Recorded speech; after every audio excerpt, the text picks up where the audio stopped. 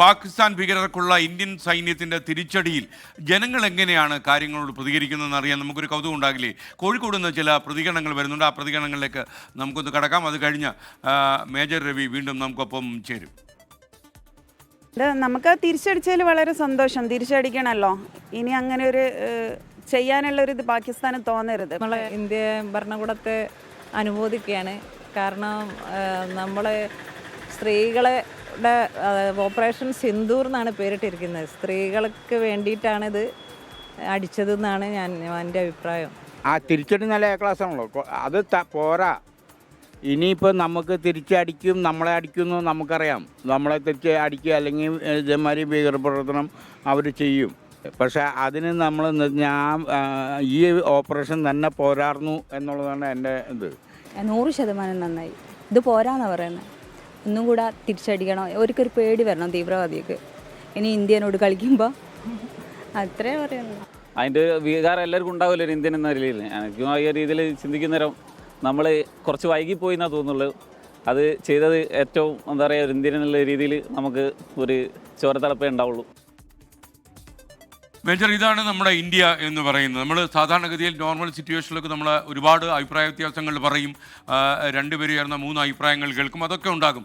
എന്നാൽ ഒരു യുദ്ധസമാന സാഹചര്യം ഉണ്ടാവുകയോ ഇന്ത്യ ഏതെങ്കിലും ഒരു അപകട മുനമ്പിലേക്ക് നീങ്ങുകയോ ചെയ്യുമ്പോൾ രാജ്യത്തിനൊപ്പം സൈന്യത്തിനൊപ്പം ഇന്ത്യ ഒറ്റക്കെട്ടായി നിലകൊള്ളുമെന്നുള്ളതാണ് നമ്മുടെ ചരിത്രവും നമ്മൾ ഇത്തവണയും അത് തന്നെ കാണിക്കുന്നു. ഒരുപക്ഷേ ഈ യുദ്ധമുഖത്ത് ഒരുപാട് കാലം സർവ് ചെയ്യാൻ ഭാഗ്യം കിട്ടുകയും ഒരു കമാൻഡോ എന്ന നിലയിൽ പ്രവർത്തിക്കാനും വിദേശ നാടുകളിലേക്കൊക്കെ പോയി കമാൻഡോ ഓപ്പറേഷൻ നടത്താനും ഒക്കെ അവസരം കിട്ടിയിട്ടുള്ള ഒരാളെന്ന നിലയിൽ താങ്കൾ ഈ ജനങ്ങളുടെ ഈ പ്രതികരണത്തോട്, പ്രത്യേകിച്ച് ജനങ്ങൾക്കറിയാം സൈന്യം ഉറങ്ങാതെ ഇരിക്കുന്നത് കൊണ്ട് ഇവർ ഉറങ്ങുന്നു എന്നുള്ളത്. ഈ ജനങ്ങളുടെ വികാരമാണ് ഏതൊരു പട്ടാളക്കാരൻ്റെയും പ്രചോദനം. കാരണം അവർക്കറിയാം ഞങ്ങളിൽ നിന്ന് എന്താണ് ജനങ്ങൾ പ്രതീക്ഷിക്കുന്നത്. അത് ആ സമയത്തിന് സമയോചിതമായിട്ട് അതിന് പ്രവർത്തിക്കുക എന്നുള്ളതാണ് ഒരു പട്ടാളക്കാരൻ്റെ കടമ എന്ന് പറയുന്നത്. ഇപ്പം ഇതിൽ ഒരാൾ മാത്രം പറഞ്ഞ് കുറച്ച് വൈകിയതിൽ സങ്കടമുണ്ടെന്ന്. പക്ഷേ ആ സഹോദരൻ്റെ അടുത്ത് ഞാൻ ഇത്രയും പറയുന്നുള്ളൂ, ഇതുപോലുള്ള ഓപ്പറേഷൻസൊക്കെ ചെയ്യുന്ന സമയത്ത് പല പ്ലാനിങ്ങും വേണം. ഒരു പട്ടാളത്തിൻ്റെ അല്ലെങ്കിൽ എവിടെയാണെങ്കിലും ശരി, നമ്മൾ ഈ ഒരു സർപ്രൈസ് എലിമെൻ്റ് എന്ന് പറയുന്നൊരു സംഭവം എപ്പോഴും സൂക്ഷിക്കാറുണ്ട്. ഈ സർപ്രൈസ് എന്ന് പറയുന്നത് നമ്മുടെ ശത്രു വിചാരിക്കാത്ത സ്ഥലത്ത് വിചാരിക്കാത്ത സമയത്ത് നമ്മൾ അടിക്കുക എങ്കിലാണ് നമ്മുടെ വിജയം സുനിശ്ചിതമാവുന്നതും നമുക്ക് കാഷ്വാലിറ്റീസ് കുറഞ്ഞും വരുന്നത്. അപ്പോൾ അത് ചെയ്യണമെങ്കിൽ അതിൻ്റെ പ്രിപ്പറേഷൻസ് ഉണ്ട്.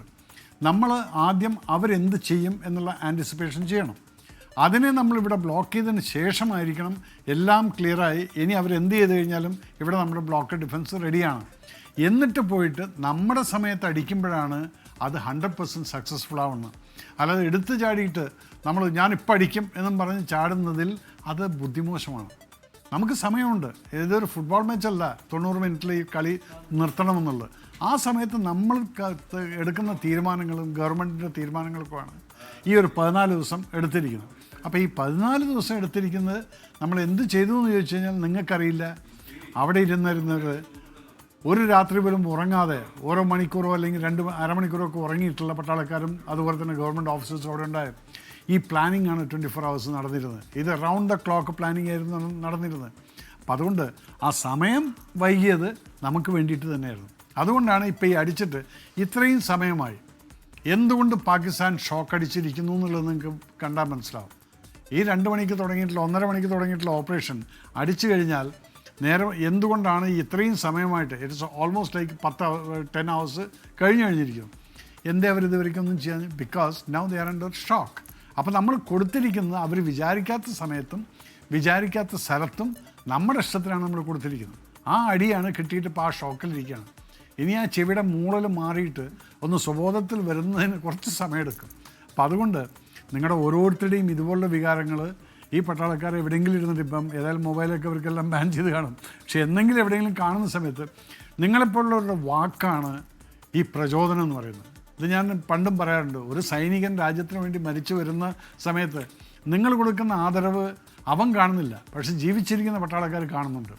ആ പട്ടാളക്കാർക്ക് നിങ്ങൾ ആ വീരമൃത്യു വരിച്ച് വരുന്ന പട്ടാളക്കാരന് കൊടുക്കുന്ന ആദരവ് കാണുമ്പോൾ എനിക്കും നാടിന് വേണ്ടി മരിക്കണം, എനിക്കും നാടിന് വേണ്ടി പോരാടണം, ഞാനും ചെയ്യും ഇതുപോലൊരു വീരമൃത്യുവിന് വേണ്ടിയിട്ട് എന്നുള്ള പ്രചോദനം.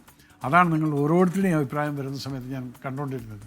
ദാറ്റ് ഈസ് വൈ എല്ലാ പട്ടാളക്കാർക്കും വേണ്ടിയിട്ട് ഞാൻ പിന്നെ ചോദിക്കും, നിങ്ങളാണോ പട്ടാളക്കാരുടെ? Yes, I proudly say that yes, I am also an Indian, I am also a soldier. I will talk for the soldiers always and for them and always for them. And a big salute to you all whosoever has supported the army and the government. അവിടെയാണ് ഒറ്റക്കെട്ടായി നിൽക്കുന്നതെന്നുള്ളത് നമ്മൾ പറയുന്നത്. ഇപ്പം നമുക്ക് കാണാതെ പല സ്ഥലത്തു നിന്നും സംസാരിക്കുന്നത് ഒരേ ശബ്ദമാണ്. ആ ശബ്ദമാണ് നമുക്ക് വേണ്ടത്. Thank you so much. ഈ പ്രതികരിച്ച എല്ലാവർക്കും a big salute to you all. Thank you so much. ജെറവി, ഈ കഴിഞ്ഞ 2 ദിവസങ്ങളിലായി പലപ്പോഴും നമ്മുടെ കമൻറ്റ് ബോക്സിലൊക്കെ വരുന്നൊരു കാര്യം ഉണ്ടായിരുന്നു. താങ്കൾ ഈ പറഞ്ഞതിൻ്റെ തുടർച്ചയായിട്ട് ഞാൻ ചോദിക്കുകയാണ്. താങ്കളെ എനിക്കറിയാം, ഈ രാജീവ് ഗാന്ധി കൊലപാതകങ്ങളെ കണ്ടുപിടിക്കാനുള്ള കമാൻഡോ ഓപ്പറേഷൻ ലീഡ് ചെയ്ത ആളാണ് താങ്കൾ. അപ്പോൾ ആ ഒരു അനുഭവ സാഹചര്യവും പരിചയവും വെച്ചിട്ട് താങ്കളോട് ഞാൻ ചോദിക്കണം, നമ്മുടെ ഈ പഹൽഗാമിൽ കൂട്ടക്കൊല നടത്തിയ ഈ ഭീകരവാദികൾ, അവർക്ക് ഇന്ത്യ വിട്ടു പോകാൻ കഴിഞ്ഞിട്ടില്ല എന്ന് നമ്മുടെ സൈന്യം പലപ്പോഴും പറയുന്നുണ്ടായിരുന്നു. എന്നാൽ നമുക്ക് അവരെ കണ്ടെത്താൻ കഴിയുന്നില്ല എന്നൊരു സാഹചര്യം ഉണ്ടായിരുന്നു. അപ്പോൾ താങ്കളുടെ ഒരു നിരീക്ഷണം എന്താണ്? കാര്യം അവിടുത്തെ പൈൻ മരങ്ങൾക്കിടയിൽ, ആ കാടുകൾക്കിടയിൽ ഇവർ ഉണ്ടാകുമോ, അതോ ഇവർ ഈ പാകിസ്ഥാൻ ഓക്കുപ്പൈ ചെയ്തിരിക്കുന്ന കാശ്മീരിലേക്കോ മറ്റോ കടന്നിട്ടുണ്ടാകുമോ? അതോ സേനയുടെ പിടിയിലായിട്ടുണ്ടോ? അതോ ഇനി സേനയുടെ പിടിയിലാണോ? എന്നെ പറയാത്തതാണോ? അത് സേനയുടെ പിടിയിലാണെങ്കിലും അത് പറയില്ല, അതെല്ലാം വിട്ടേക്കും. പക്ഷേ നിങ്ങളെല്ലാവരും വിചാരിക്കുന്ന പോലെ ആ ഏരിയയിൽ, ഈ കശ്മീർ ഏരിയയിൽ ടെറൈൻ നെഗോഷിയേഷൻ എന്ന് പറയുന്നത് വലിയൊരു ഡിഫിക്കൽട്ട് ടാസ്ക്കാണ്. കാരണം മലയെല്ലാം സ്റ്റീപ്പ് മൗണ്ടൻസ് ആയിരിക്കും, അതുപോലെ തന്നെ സ്റ്റീപ്പ് ഇറക്കങ്ങളും ആയിരിക്കും. അപ്പോൾ ഇതെല്ലാം താണ്ടിക്കൊണ്ട് ഇവന് ഈ 100 കിലോമീറ്റർ അപ്പുറത്തേക്ക് LOCയിലോട്ട് പോകണമെന്ന് വെച്ചെങ്കിൽ കുറച്ച് സമയമെടുക്കും. അപ്പോൾ ഇന്നത്തെ അവസ്ഥയിൽ അവന് മൂവ് ചെയ്യുന്നത് വളരെ റെസ്ട്രിക്റ്റഡ്. നൈറ്റ് ടൈമിലാണെങ്കിൽ പോലും നൈറ്റ് വിഷൻ ഡ്രോൺസ് ഇവനെല്ലാം ഒബ്സർവ് ചെയ്തുകൊണ്ടിരിക്കണം. അപ്പോൾ അതുകൊണ്ട് അവൻ രാജ്യം വിട്ട് പോയിട്ടില്ല എന്നുള്ളത് ആർമി പറയുകയാണെങ്കിൽ അവൻ രാജ്യം വിട്ട് പോയിട്ടില്ല. ഞങ്ങളിപ്പം നേരത്തെ SKM പറഞ്ഞ പോലെ രാജീവ് ഗാന്ധിയുടെ വധക്കേസിൻ്റെ സമയത്ത് ഇവിടെയും സൈന്യത്തിന് കിട്ടിയിരിക്കുന്ന ഓർഡർ എന്താണ്?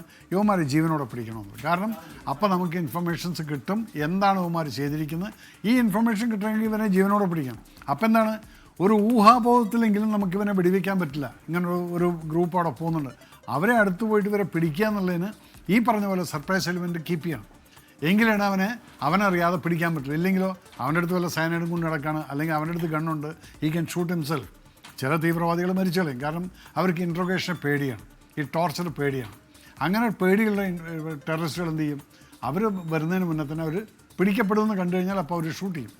അപ്പോൾ അങ്ങനെയുള്ള ഒരു സിറ്റുവേഷനിലാണ് നമ്മൾ നിൽക്കുന്നത്. അപ്പോൾ ഈ ടെറൈൻ നെഗോഷിയേറ്റ് ചെയ്തുകൊണ്ട് ഇവർക്ക് അവിടെ വാർത്താ സമ്മേളനത്തിലേക്ക് പോവാം.